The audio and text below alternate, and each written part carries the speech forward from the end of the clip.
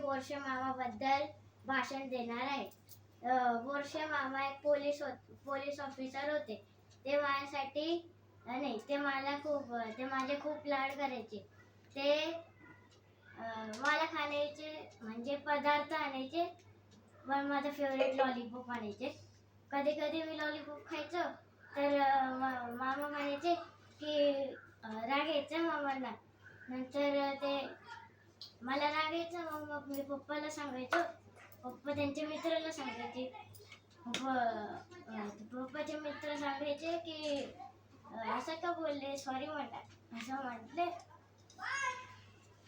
आणि ते आता काय त्यांना लॉलीपॉप देणार नाही. आता सगळे त्यांच्यावर माया करणार आहेत. बाबा फक्त पप्पाच आपले मामाच करायचे.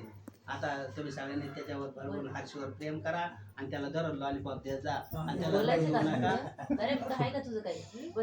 तुझं करिअर सांगतात. तिकडं नको बोलत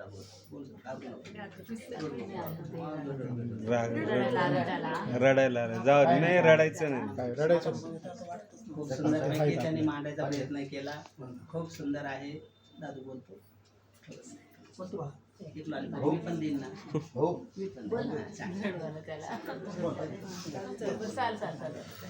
बोल ना बाबा. बोल बोल बोल.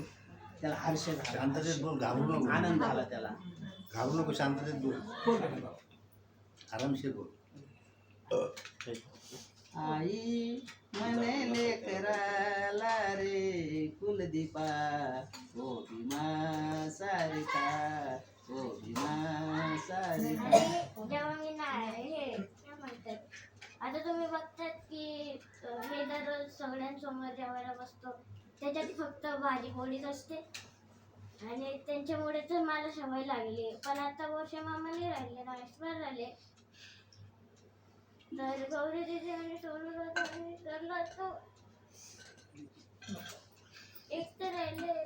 पण मी येणार, मम्मी मी येणार. अभि दादा काय कबीर बोलले आणि तो कबीर बोलले.